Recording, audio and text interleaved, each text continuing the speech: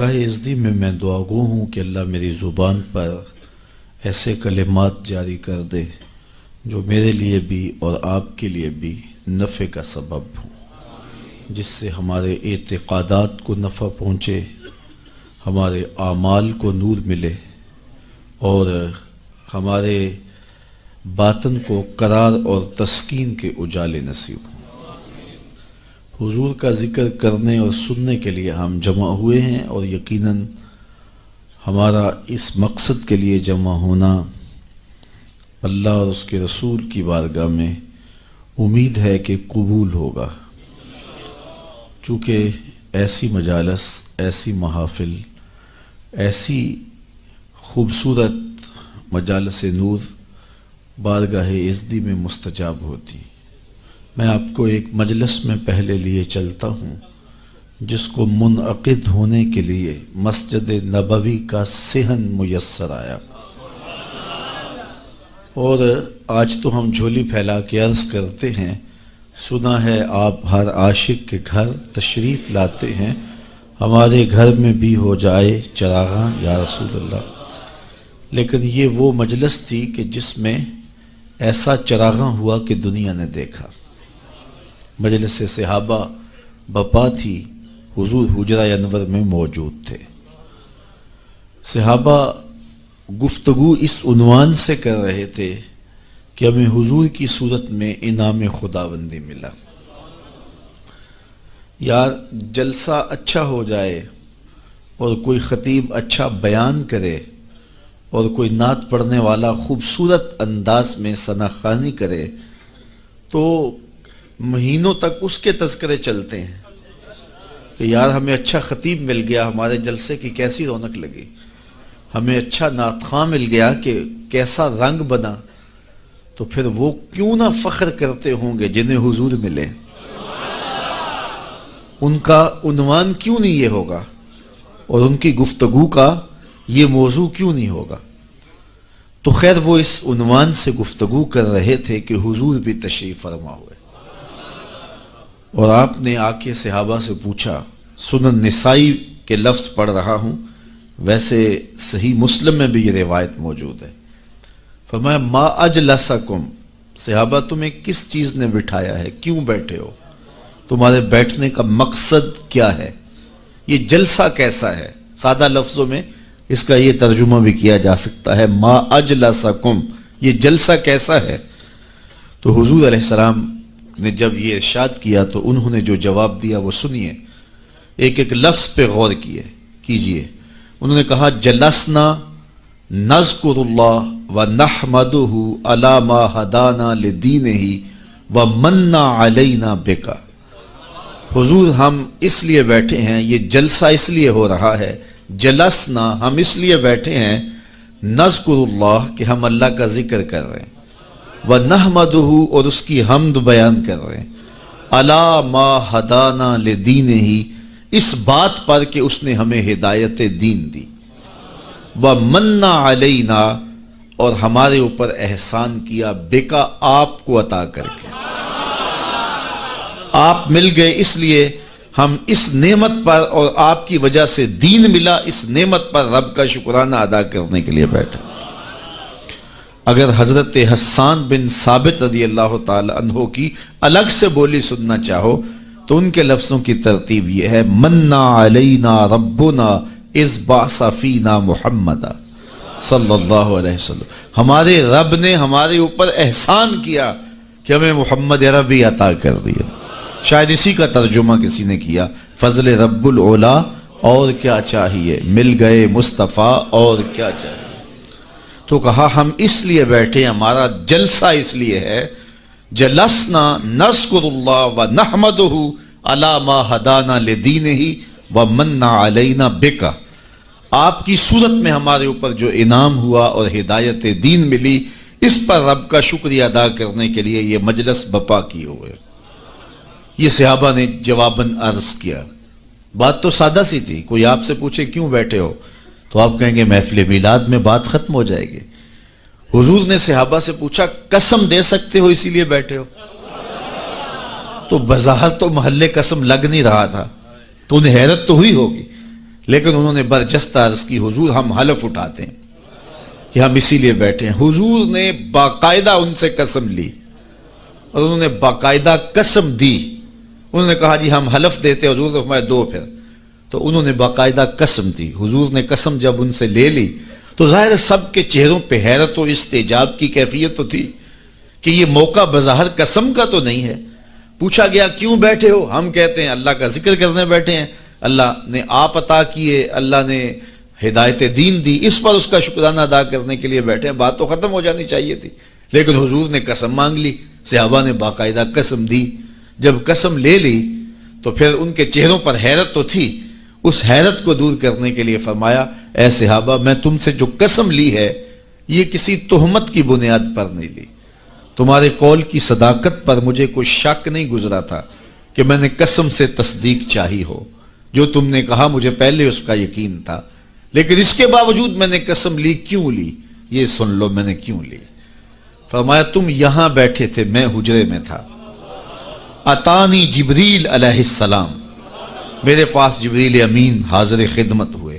فاخبرنی ان اللہ یباہی بکم الملائکہ, تو مجھے جبریل نے خبر دی محبوب ذرا باہر تو نکل کے دیکھو, تمہارے صحابہ کے اس عمل پر اللہ فرشتوں میں ناز کر رہا ہے. اب صحابہ کا عمل کون سا تھا جس پہ رب بھی ناز کر رہا ہے؟ ملائے اعلیٰ میں ناز فرما رہا ہے فرشتوں میں کہ دیکھو میں نے نعمت دی تھی, کیسے شکر گزار نکلے کہ اب تک اس کا شکریہ ادا کر رہے ہیں. تو کہا تمہارے عمل پر اللہ فرشتوں میں ناز فرما رہا ہے. تو اللہ کی رحمتوں سے کوئی بعید نہیں کہ آج کی مجلس بھی قبول کر لی جائے اور اللہ فرشتوں سے فرمائے دیکھو صدیاں بیت گئیں اور یہ آج بھی بیٹھ کے اس نعمت کا شکریہ ادا کر رہے ہیں, اور ہو سکتا ہے یہ میری اور آپ کی بخشش کی ضمانت قرار پائے. اس لیے آپ یہاں آئے ہیں, بیٹھے ہیں, درود و سلام کے ماحول میں بیٹھے ہیں. ابھی آپ نے شاہ صاحب سے حضور کی مدحت کے پھول لیے ہیں, آپ کے مشام ہستی معطر ہوئے ہیں اور سر شام سے ذکر کی کیفیت نور میں ہیں, اور اللہ نے چاہا تو تھوڑی دیر تک مزید اس کیفیت محبت میں گزریں گے, اور پھر حضور کی بارگاہ میں دست بستہ سلام ہوگا, پھر دعا کے لیے ہاتھ اٹھیں گے. تو یہ کتنے حسین لمحے گزریں گے ہمارے, اور یہ کتنی خوش نصیب گھڑیاں ہیں جو ذکر رسول میں بسر ہو جائیں. تو خوش نصیبی ہے میری اور آپ کی کہ آج ہم محفل میلاد میں بیٹھے اور حضور کی صورت میں اللہ نے جو اس پر شکریہ ادا کرنے کے لیے بیٹھے. اگرچہ حق کے شکر ادا نہیں ہو سکتا, ساری زندگی بھی حق کے شکر ادا کرنے کے لیے پیشانی سجدہ میں رکھ کر کے اللہ کی تسبیح بولتے رہیں, لیکن اس نعمت کا شکر پھر بھی ادا نہ ہو پائے. اتنا بڑا کرم حضور کی صورت میں ہمیں نصیب ہوا ہے. میں نے کتب میں پڑھا ہے 12 نبیوں نے آرزو کی ہے حضور کی امت میں ہونے کی. ہم نے تو کوئی آرزو بھی نہیں کی تھی, ہم نے تو کوئی تمنا بھی نہیں کی تھی. سوئے تھے بخت جاگ پڑے. ہمارے والد گرامی مسجد سے مولانا کو بلا لائے, انہوں نے کان میں آ کے کہا مبارک ہو تو حضور کا غلام بن کے آ رہا. تو یہ کتنی خوش نصیبی ہے ہماری. آرزویں کی گئی, تمنائیں کی گئی. انبیاء علیہم السلام نے ہاتھ پھیلا پھیلا کے اللہ کی بارگاہ میں دعائیں کی. نبی آنے والے کی خبر دیتے رہے. کسی نے کہا ربنا وابعث فیہم رسولا, مالک آنکھیں بوڑھی ہو گئیں اب بھیج بھی دے اسے. کوئی بولا مبشرم برسول یاتی من بعد اسمہ احمد, چلو میں تمہیں پتہ بھی بتا دیتا ہوں, نام بھی بتا دیتا ہوں, اس کا نام احمد ہوگا. یہ حضرت عیسیٰ علیہ السلام نے کہا.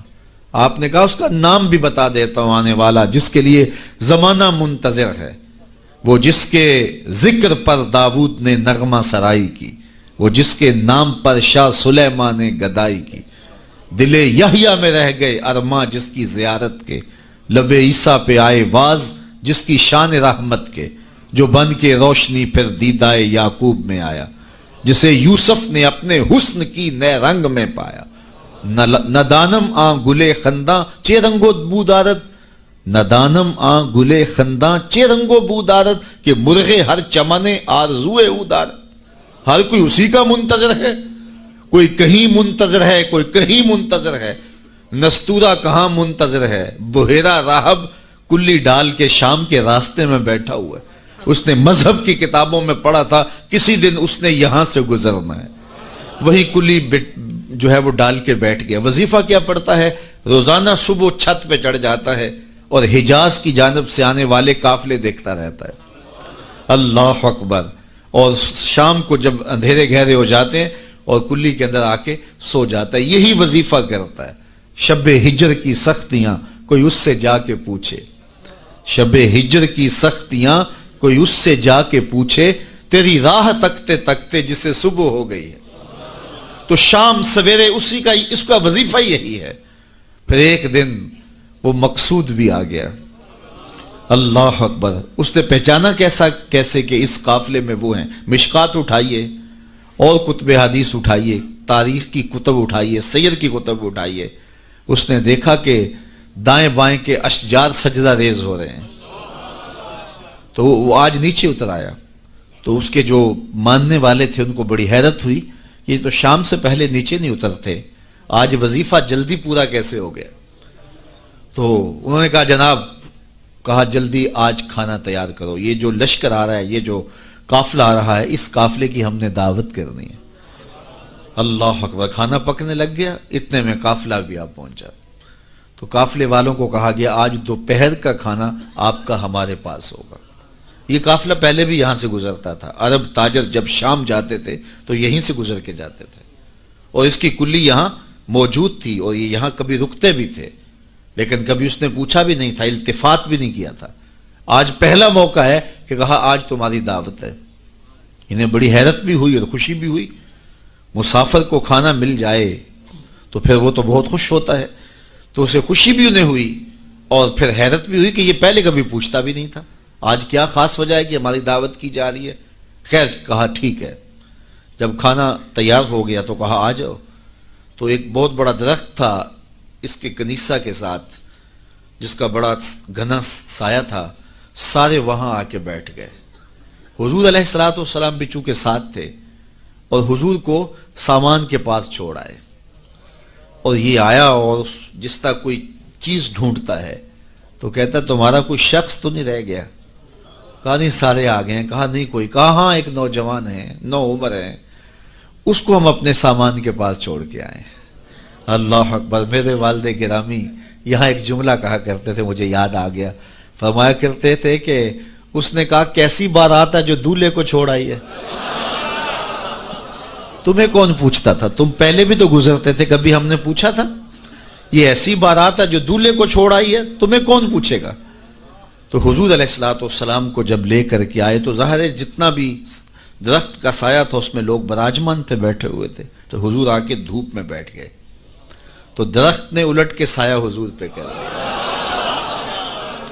اللہ، بادل بھی سایہ کرتے تھے، درخت بھی سایہ کرتے تھے۔ تو پھر اس نے حضور کا ہاتھ پکڑ کے کہا ھذا سید العالمین، ھذا سید المرسلین۔ تو دنیا انتظار کرتی رہی، بحیرہ راہب انتظار کرتا رہا، نستورہ انتظار کرتا رہا، تبہ ہمجری انتظار کرتا رہا، نبی انتظار کرتے رہے۔ حضرت عیسیٰ اپنی قوم کو بٹھا کے حضور علیہ السلام کی مدح و ستائش سنا رہے ہیں۔ انجیل برنباس میں آج بھی یہ لفظ موجود ہیں، اگرچہ بہت ساری تحریف راپ آ گئی ان کتابوں میں، لیکن کچھ نشانات تو آج بھی ہیں۔ تو وہاں لکھا ہے کہ حضرت عیسیٰ نے جب کہا کہ لوگوں میرے بعد اب وہی آئے گا، تو ایک حواری اٹھا، اس نے کہا کہ حضرت جس کے قصیدے آپ بھی پڑھ رہے ہیں، کیا وہ آپ سے بھی افضل ہوگا؟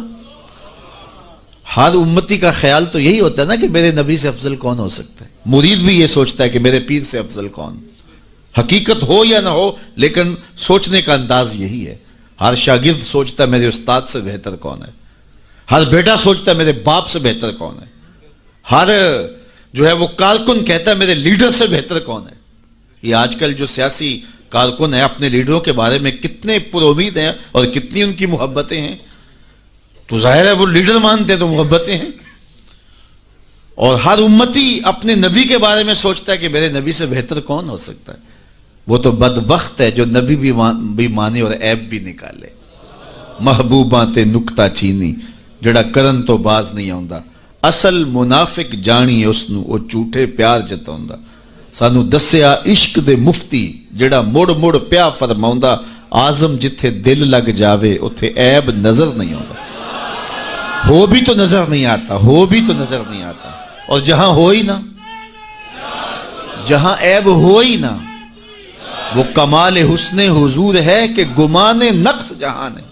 نقص تو بڑی دور کی بات ہے، اعلیٰ حضرت بولے یہاں نقص کا گمان ہی نہیں ہے۔ خلقت مبرأ من کل عیب، حضرت حسان رضی اللہ تعالیٰ عنہ بولے ہر عیب سے پاک تخلیق کیے گئے ہیں۔ اللہ اکبر، خلقت مبرأ من کل عیب کأنک قد خلقت کما تشاء، کوئی عیب رکھا ہی نہیں گیا۔ میں کہتا ہوں محبوب میں عیب ہو بھی تو دکھائی نہیں دیتا، اور جہاں ہو ہی نہ۔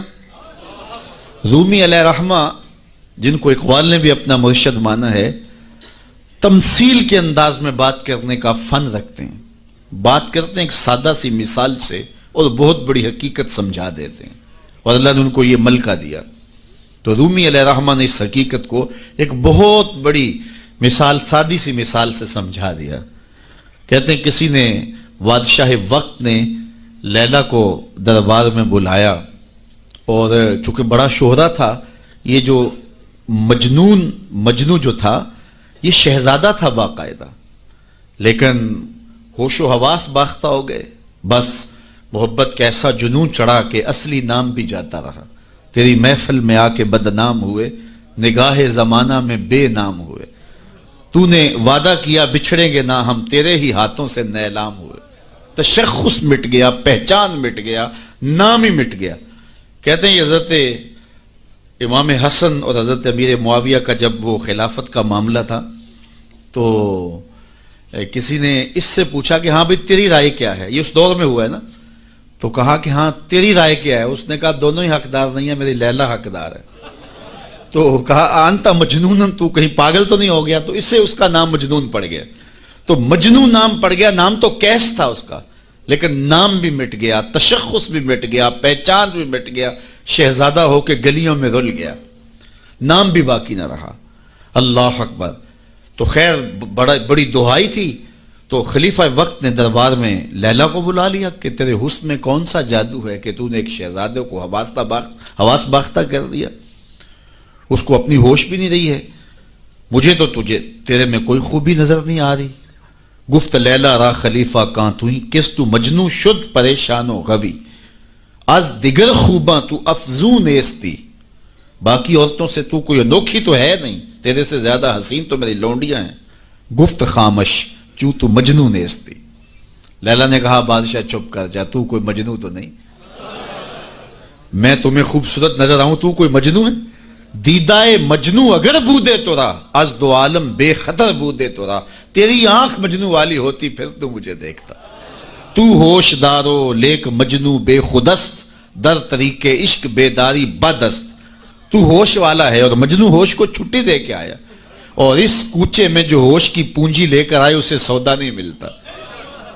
اللہ اکبر، یہاں ہوش گوا کے آنا پڑتا ہے، اس لیے تجھے میں کیسے خوبصورت دکھائی دوں؟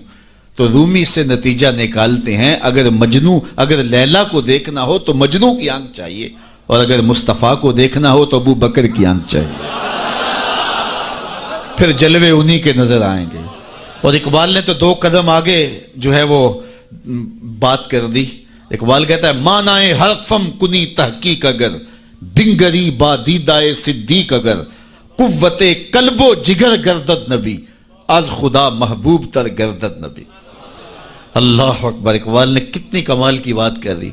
کہا کہ اگر میں تحقیقی بات کروں، معنی حرفم، اللہ اکبر، میں اگر اپنے معنی حرف کی تحقیق اور جستجو کے دائرے میں آ کے بات کروں اور پھر صدیق اکبر کی آنکھ سے دیکھوں، تو میں جدھر دیکھوں جلوے محبوب کے دکھائی دیں۔ اور اگلی بات کر دی، اور اس کی مجھے تشریح کرنی پڑے گی اگر جو ہے وہ اس کا میں ترجمہ کروں، از خدا محبوب تر گردد نبی۔ اقبال کہتے ہیں کہ خدا سے بھی نبی محبوب لگنے لگ جاتے ہیں، تو اس کا کیا معنی ہے؟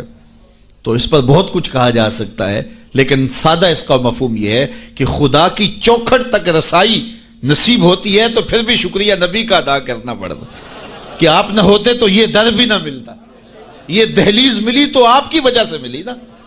اسی لیے سجدہ کر کے، رکوع کر کے، قیام کر کے، سب کچھ کرنے کے بعد پھر ہاتھ باندھ کے کہا السلام علیکہ ایھا النبی، اے محبوب تمہارے اوپر سلام ہو جس نے مالک کی دہلیز دکھائی، جنہوں نے مالک کی چوکھٹ دکھلائی، ورنہ آج بھی اندھیروں میں بھٹک رہے ہوتے اگر آپ تشریف فرما نہ ہوتے۔ نہ خرد کی روشنی تھی، نہ نظر کی، نہ جنوں کی آگ ہی تھی، تیری راہبری سے پہلے یہ جہاں جہاں نہیں۔ تو زندگی کا حسن ملتا کیسے؟ ہمیں خدا تک آشنائی ملی ہے حضور کے صدقے سے۔ اللہ اکبر، فیض پہنچا اے رضا احمد پاک کا، اعلی حضرت بولے فیض پہنچا اے رضا احمد پاک کا، ورنہ ہم کیا جانتے خدا کون ہے۔ پہچان ہوتی، انسان کی نظر تو دیکھ کے مانتی ہے نا، دیکھ کے، چھو کے، پکڑ کے، سن کے، اور ایسی ذات کو مان لیا جو دیکھی بھی نہیں جا سکتی، جس کو سنا بھی نہیں گیا، جس کو چکھا بھی نہیں جا سکتا، جس کو چھوا بھی نہیں جا سکتا، اچھا جس کو سوچا بھی نہیں جا سکتا۔ تو دل میں تو آتا ہے سمجھ میں نہیں آتا، میں جان گیا بس تیری پہچان یہی۔ ایک ایسی ذات پر کہ جو فہم و ادراک کی حدود سے بھی بڑا ہو، عقل و خرد سے بھی بالا ہو، سمجھ سے بھی اونچی ہو، اور کوئی مثل بھی نہ دی جا سکے، مثال بھی نہ دی جا سکے۔ کوئی مثل ہو تو مثال دیں، لیسا کمثلہ ہی شیء، اس کی مثل تو کوئی چیز ہی نہیں ہے، تو کیسے مثال دیں؟ تو پھر سمجھیں کیسے؟ سمجھ سے بھی بڑا ہے، بلکہ علم کلام کے لوگوں نے کہا جو چیز سمجھ میں آ جائے اس کی بھی نفی کر دو وہ خدا نہیں ہو سکتا۔ سمجھ سے بھی بڑا ہے، پھر مان کیسے لیں؟ اللہ اکبر، انسان کی تو عادت ہے کہ وہ دیکھ کے مانتا ہے۔ قوم موسیٰ نے کہا نا لَن نُؤْمِنَ لَكَ حَتَّى نَرَى اللَّهَ جَهْرًا، ہم دیکھیں گے تو مانیں گے، دیکھیں گے تو نہیں مانیں گے۔ تو انسان کی عادت، اقبال نے بھی کہا خو گرے پیکرے محسوس تھی انسان کی نظر، بن دیکھے خدا کو پھر کوئی مانتا کیوں کر۔ انسان کی نظر محسوسات کی عادی ہے، دیکھتا ہے تو پھر مانتا ہے۔ اور میں اور آپ تو 1400 صدیوں کے فاصلے پہ نا، اور کتنے گناہگار بھی ہیں، لیکن رمضان کا مہینہ ہوتا ہے، کڑکتی گرمی ہوتی ہے، شدت کی پیاس، زبان کانٹا، ہونٹ خشک اور حلق بھی خشک، ٹھنڈا پانی دستیاب، دروازہ بند، کوئی دیکھنے والا نہیں ہے، لیکن وضو بھی احتیاط سے کرتے ہیں، کوئی حلق سے نیچے قطرہ ٹپک نہ جائے، کیوں میرا اللہ دیکھ رہا ہے۔ ایسی ذات پر اتنا پختہ یقین، اور اتنی صدیوں کے فاصلے پہ کھڑے ہیں پھر بھی اتنا پختہ یقین۔ یہ پختہ یقین ملا کیسے؟ محمد عربی کی چوکھٹ سے ملا ہے۔ اگر وہ نہ ہوتے تو کیسے اس ذات کو ہم مان لیتے؟ ہم وہاں تک پہنچتے کیسے؟ اللہ کے محبوب علیہ السلام ایک دن مدینے سے گزر رہے تھے، تو ایک شخص جس کا نام تھا سوا، تو وہ گھوڑا لیے جا رہا تھا، حضور کو پسند آ گیا، اس سے کہا کہ یہ بیچتے ہو؟ اس نے کہا بیچتا ہوں۔ کتنے کا؟ اتنے کا۔ کہا کہ رکو میں اس کی قیمت لے کے آیا اور تمہیں دیتا ہوں۔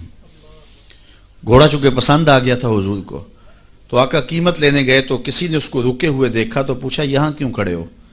اس نے کہا مسلمانوں کے نبی سے اس گھوڑے کا سودا ہو گیا ہے تو وہ قیمت لینے گئے ہیں۔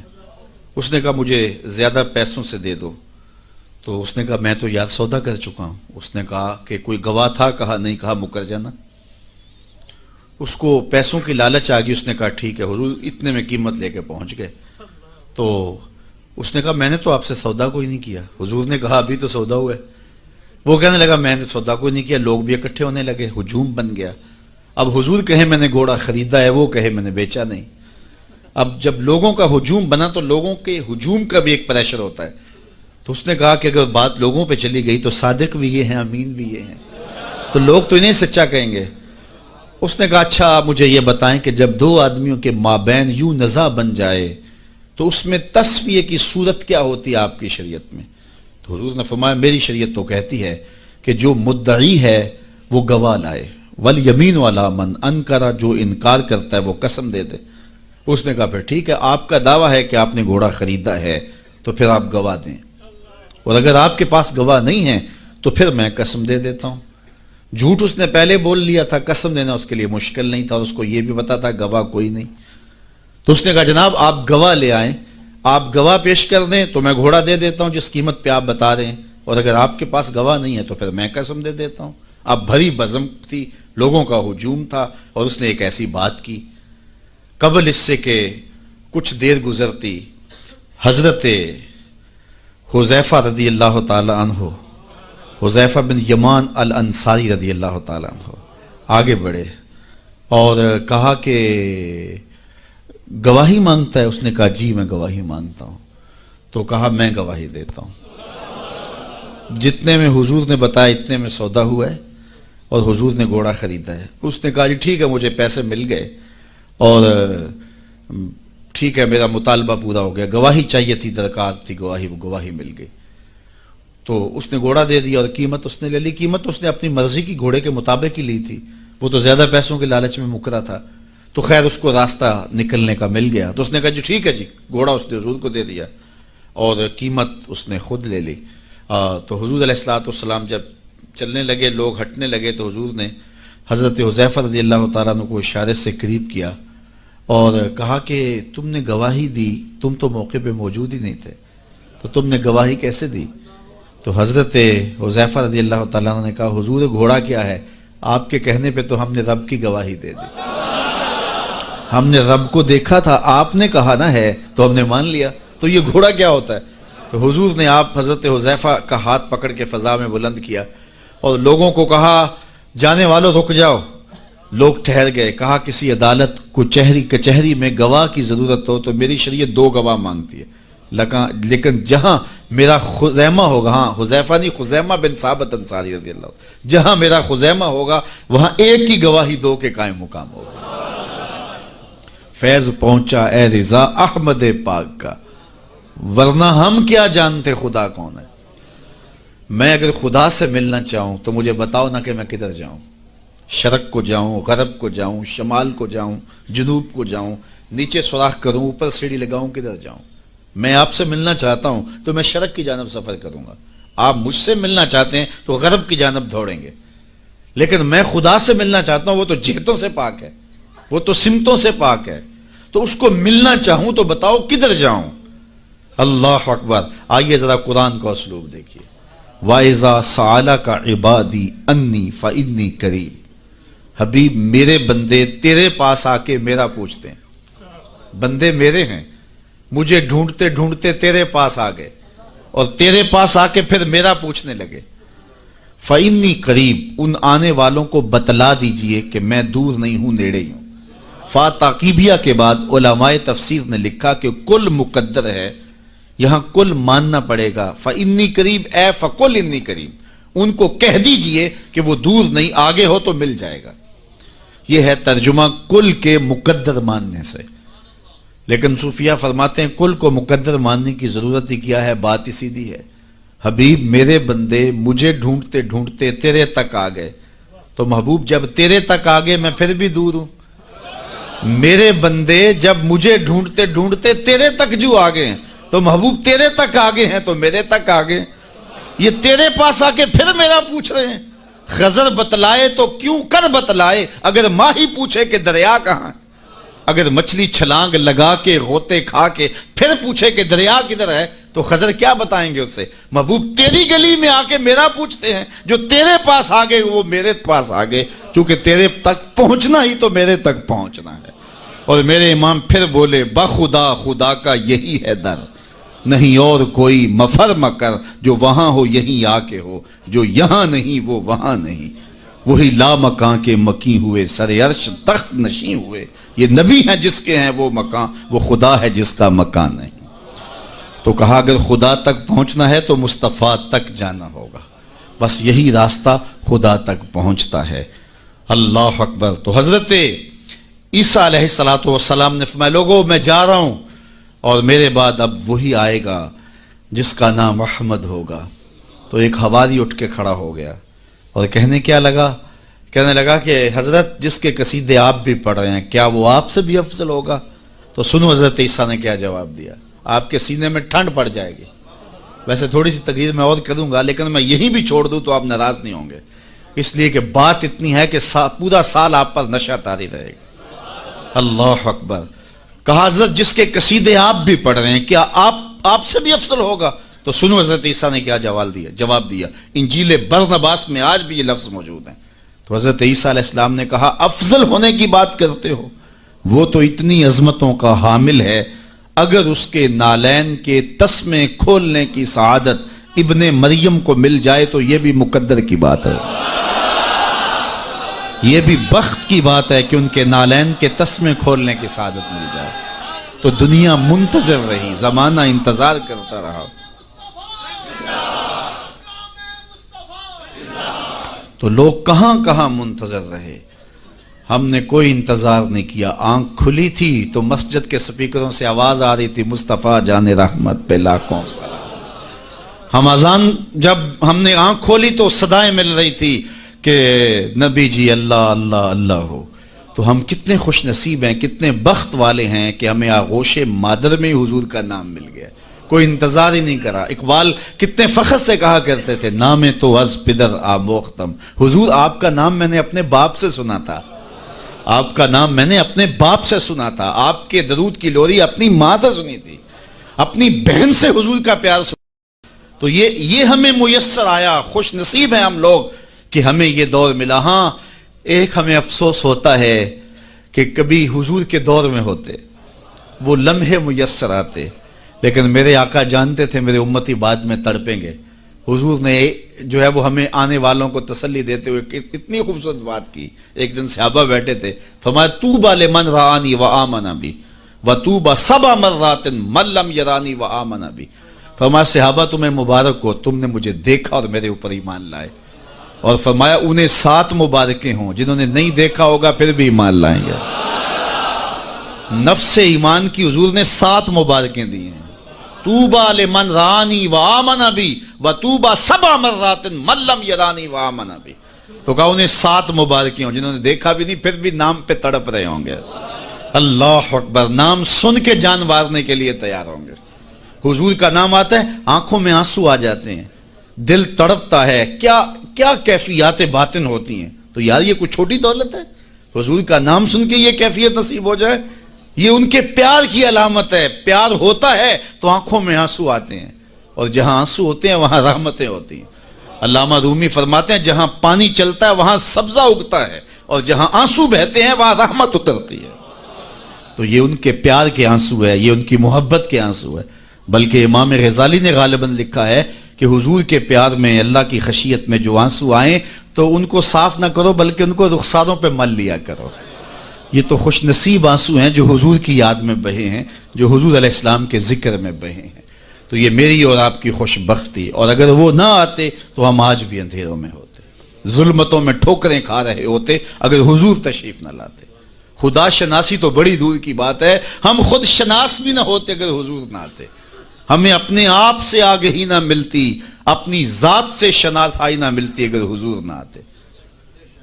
ورنہ دیکھیے کہ آج کتنے لوگ عقل و بینش، فہم و ادراک میں کتنے آگے ہیں، لیکن کیا انہیں حضور کا در نہیں ملا تو کیا وہ آج آشنائی رب سے اور آشنائی ذات سے مالا مال ہیں؟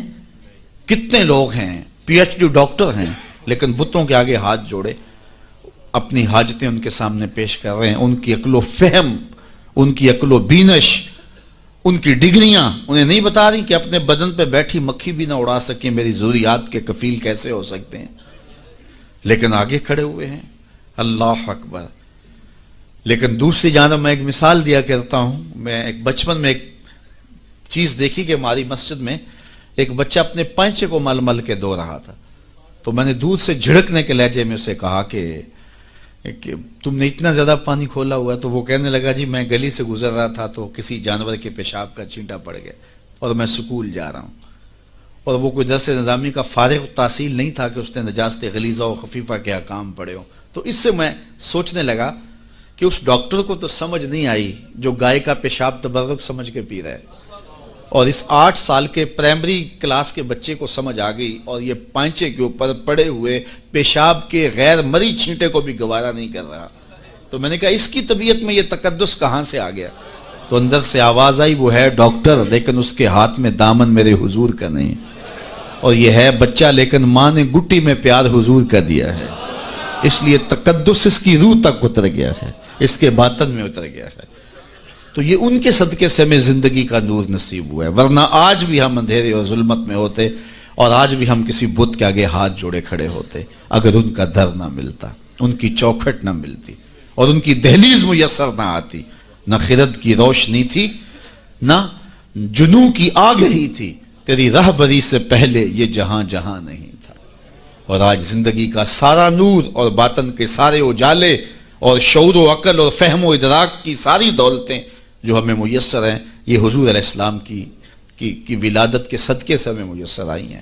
ورنہ وحشیوں سے بدتر معاشرہ تھا، اور بدترین معاشرہ تھا جس میں زندگی انسانیت کاٹ رہی تھی. بلکہ میں کہوں گا کہ صرف حضور علیہ السلام کی آمد کے فوائد مرتب صرف مسلمانوں پہ نہیں ہوئے، مومنوں پر احسان تو ہے ہی ہے کہ ان کی دنیا بھی اور آخرت بھی سنور گئی، باقی بھی پوری کائنات کے اوپر بسنے والے انسانوں کو جہاں کہیں بھی آپ کو شعور اور روشنی اور اجالا نظر آئے گا، وہ سارا صدقہ ہے آمنہ کے جگمگاتے چاند کا. جہاں بھی روشنی نظر آئے گی آپ کو، جہاں بھی کسی نے کچھ سیکھا ہے. آج ہم اگرچہ کچھ معاملات میں کچھ قوموں سے پیچھے رہ گئے اور وہ بہت آگے جا چکے ہیں، لیکن انہوں نے یہ نور اٹھایا کہاں سے ہے، یہ روشنی لی کہاں سے ہے؟ اگر معاشرتوں کی روشنیاں ہیں، اگر عدل و انصاف کے نور پھیلے ہیں معاشرے میں اور مختلف قوموں کے اندر، تو وہ سارے کے سارے اسی دہلیز سے لیے گئے ہیں اور اسی چوکھٹ سے اٹھائے گئے ہیں. تو ہمیں بھی اسی دہلیز پہ آ جانا چاہیے اور اپنی زندگی کو حضور علیہ السلام کے طریقہ کے نور کے مطابق ڈھال لینا چاہیے. ہمیں تو کسی اور در پہ جانے کی ضرورت نہیں ہے، ہمیں تو کسی دہلیز پہ ماتھا ٹیکنے کی ضرورت نہیں ہے. ہمیں تو مکمل اسوہ اور مکمل نمونہ زندگی دیا گیا حضور کی ذات کی صورت کے اندر. اس لیے ہم اپنی گھریلو زندگی سے لے کر کے اپنے سیاسی امور تک اسی دہلیز سے لے کر کے اپنی زندگی کو جنت بنا سکتے ہیں اور اپنی آخرت بھی بہتر کر سکتے ہیں.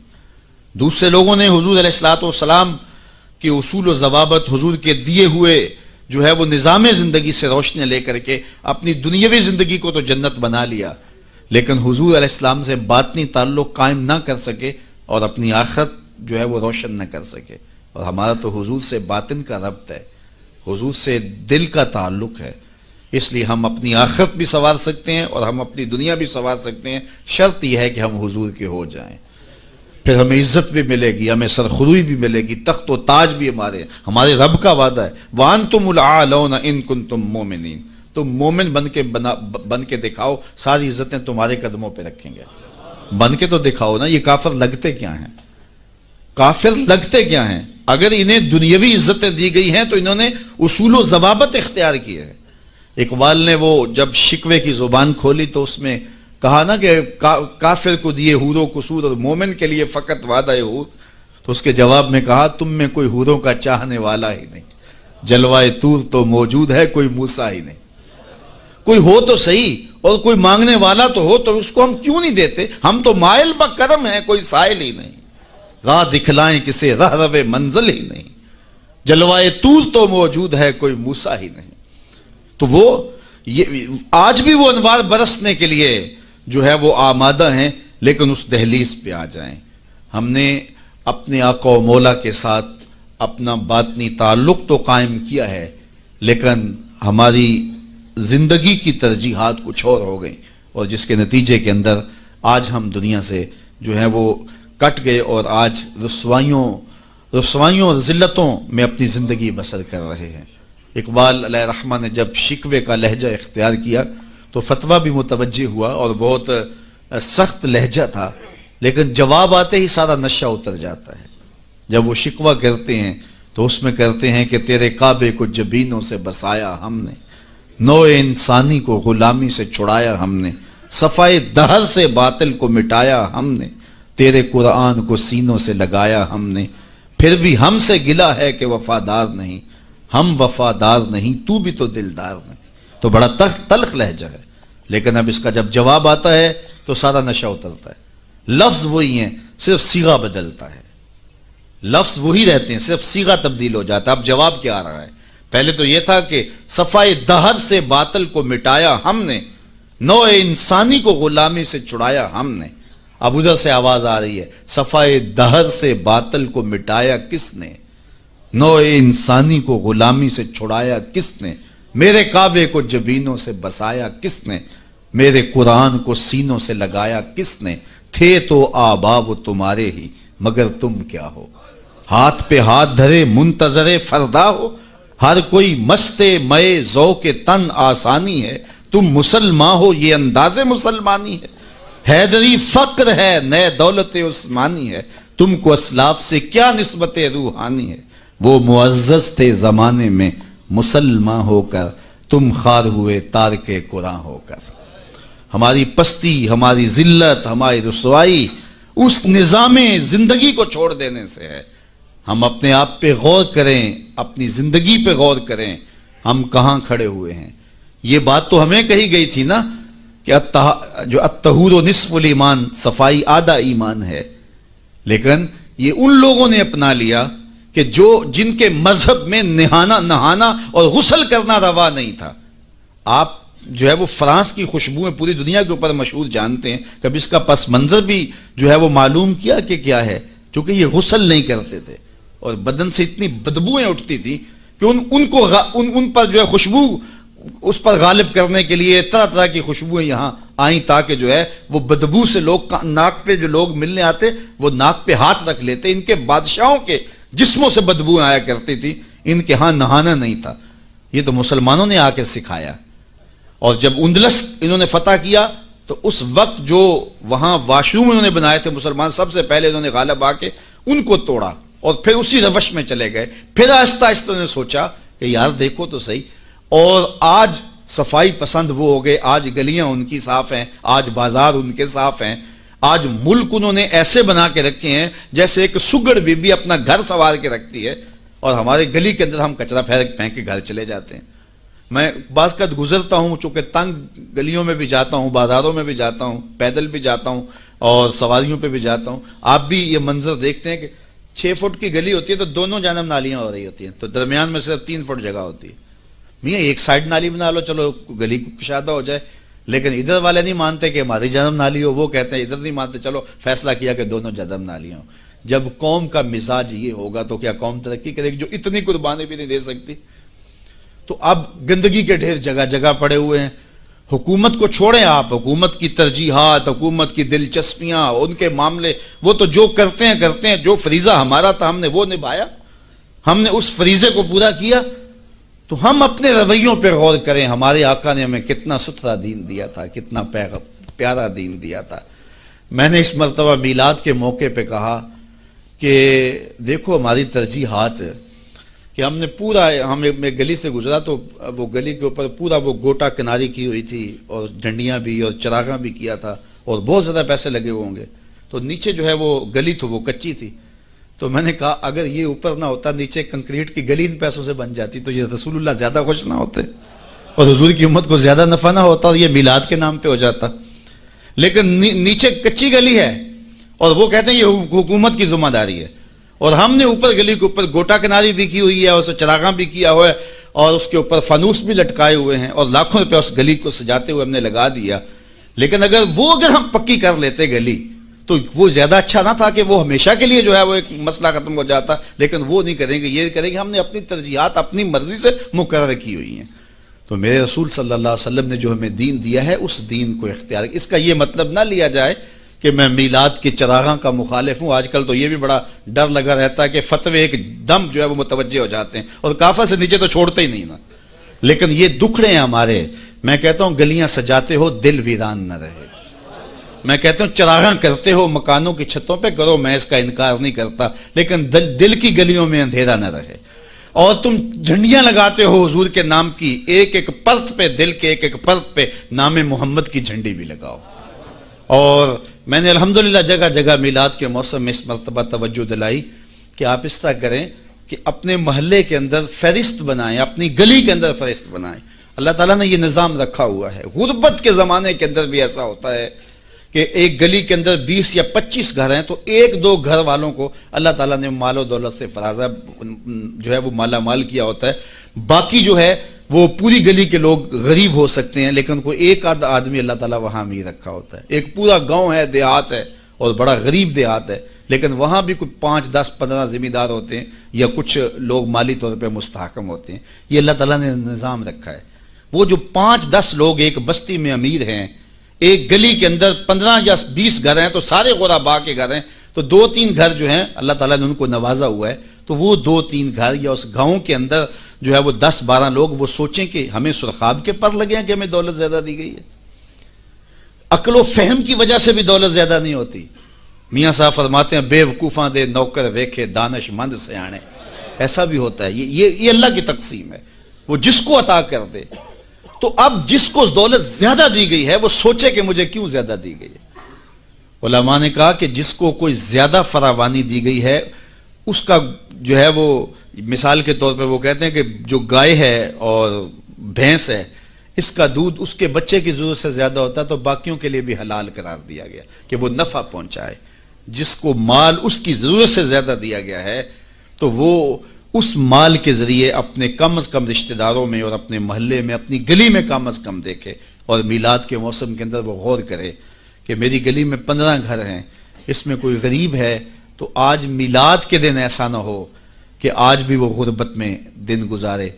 اگر اس کو آپ 1 مہینے کا راشن دے دیتے ہیں اور ساتھ لکھ کے چٹ اس کے اندر ڈال دیتے ہیں میلاد مبارک، اور درود پڑھتا رہے گا اور حضور علیہ الصلوۃ والسلام کا صدقہ کھاتا رہے گا تو کتنا اچھا ہو.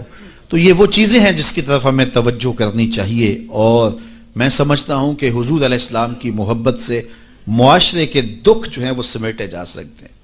آقا کریم علیہ الصلوۃ والسلام نے محبت سے ہی معاشرت کو جو ہے وہ اپنے قریب کیا اور لوگ ایمان کی دولت سے مالا مال ہو گئے. وہ ایک بچہ آیا نا اپنی ماں کے لیے لباس لینے کے لیے، اور پہلے وہ گیا اپنے چچا کے پاس، اس کی ماں بیوہ تھی اور اس کا لباس پھٹ گیا تھا، اور وہ اپنے چچا کے پاس گیا تو اس نے دتکار دیا. اللہ اکبر. فذالک الذی یدعو الیتیم، یدعو الیتیم، یہ قرآن نے بتایا ہے کہ یہ وہ بد نصیب لوگ ہیں جو یتیموں کو دھکے دیا کرتے ہیں. تو وہ ماں نے اس کو روکا تھا بیٹا نہ جانا، تاریخ خیرب پڑھیں. ماں نے کہا تھا بیٹا نہ جانا، لیکن اس نے کہا کہ تیرے بدن کے اوپر جو لباس ہے وہ بھی پھٹ گیا اور جگہ جگہ سے جسم جھلک رہا ہے، تو میں اپنے چچا سے آپ کے لیے لباس لے کے آتا ہوں. پھر جو رویہ اس نے اختیار کیا تو واپس روتا ہوا آ رہا تھا. تو کسی نے راستے نے پوچھا کہ کیا ماجرا ہوا؟ اس نے کہا چچا کے پاس گیا تھا ماں کے لیے لباس لینے، اس نے رلا کے بھیج دیا. اللہ اکبر.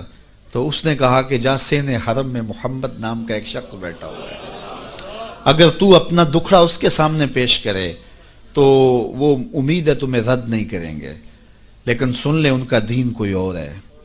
اللہ اکبر. اپنے ماں کے پاس آیا تو ماں کو کہا کہ چچا نے رلا کے بھیج دیا، لیکن آپ کی حالت مجھ سے دیکھی نہیں جا رہی.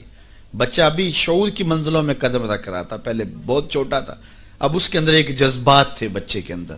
تو ماں نے کہا کہ بیٹا نہیں ان کے پاس نہیں جانا، سنا ہے کہ وہ جو ان سے ملے دین دھرم چھین لیتے ہیں اس کا. اللہ اکبر. تو حضور علیہ الصلوۃ والسلام کے پاس جانے سے ماں روکنے لگی، لیکن بچے نے کہا کہ امی میں پکا رہوں گا، بتوں کا وفادار رہوں گا، تم اس ٹینشن کو، اس پریشانی کو چھوڑ دو. اور حضور کی خدمت میں حاضر ہوا. حضور صحن حرم میں چادر اوڑے بیٹھے ہوئے تھے اور جا کے کہنے لگا میں پہلے بات آپ سے کر لیتا ہوں، آپ کا دین میں نے قبول نہیں کرنا. حضور مسکرا کے بولے بیٹا بتاؤ کس لیے آئے ہو؟ کہا میری ماں بے لباس ہے، میں آپ سے لباس لینے آیا. حضور نے چادر رحمت اتار کے اس کے کندھوں پہ ڈالی. اللہ اکبر. وہ واپس آ گیا اور ماں پر حضور کی چادر اڑائی. اللہ اکبر. اور ماں نے کہا کہ بیٹے اس نے اپنا دین تو نہیں تجھے دیا؟ کہا نہ میں نے پہلے کہہ دیا تھا تیرے دین نہیں مانوں گا. ماں کہنے لگی پتر اس کا دین ماننا چاہیے، یہ جس نے رحمت کی چادر ہمارے سر پہ تان دی. اللہ اکبر. تیری تک کے ادامہ میں مرید ہو گئے. اس بوڑھی عورت کا قصہ بھی آپ نہیں بھول سکتے جو گھر کا سامان باندھ کے اپنے دروازے پہ بیٹھی ہوئی تھی، اور اس نے سنا تھا مکے میں ایک جادوگر آیا ہے جسے ملتا ہے اس کا دین چھین لیتا ہے.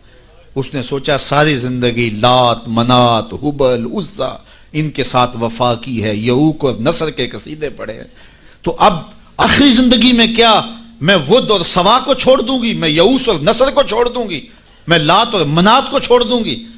کہا کہ کہیں ایسا نہ ہو کہ کہیں اس سے ملاقات ہو جائے اور وہ دین ہی میرا چھین لے، مجھے شہر چھوڑ دینا چاہیے. گھر کے تھڑے کے اوپر سامان باندھ کے بیٹھی ہے.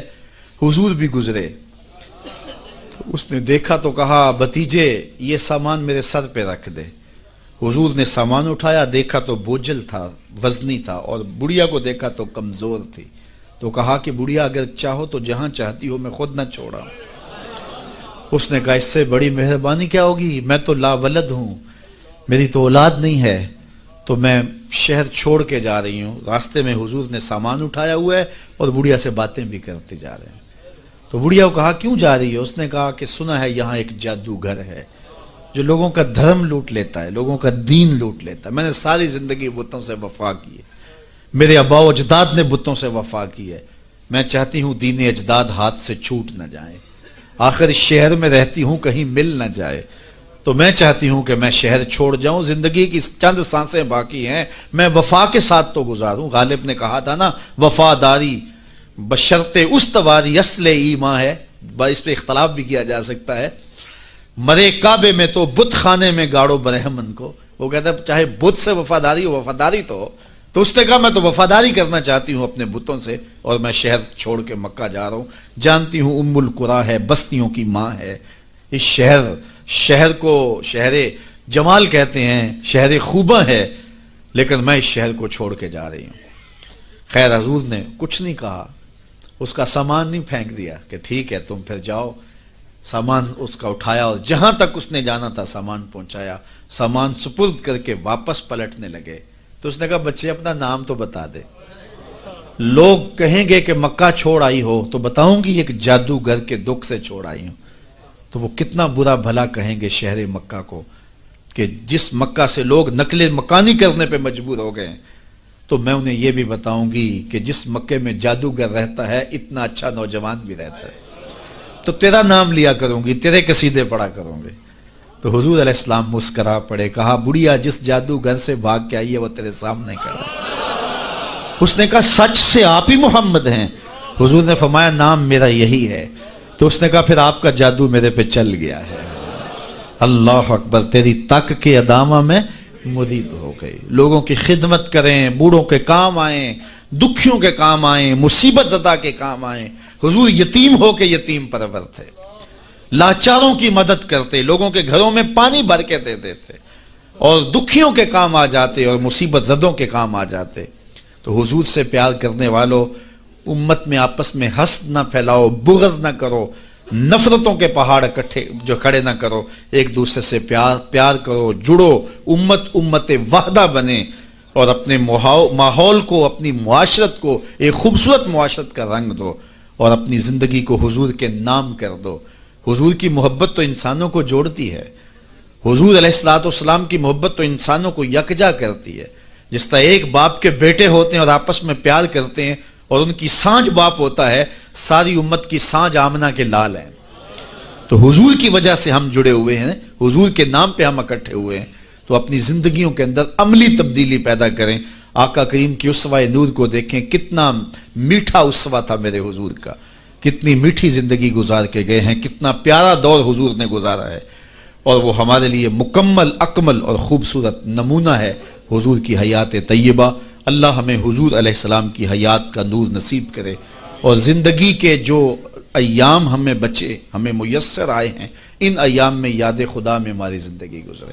جب ہم ایک دوسرے سے پیار کریں گے, حسد نہیں ہوگا, حقد نہیں ہوگا, بغض نہیں ہوگا, کینے نہیں ہوگے, نفرتیں نہیں ہوں گی, تو پھر زندگی خوشگوار ہوگی. ہم نے اپنی زندگی کو خود جہنم زار بنایا ہوا ہے. ایک دوسرے کے اوپر ہماری بدگمانیاں, ایک دوسرے کے اوپر حسد, بغض اور کینے, اس نے زندگی کو اوکھا کر دیا ہوا ہے.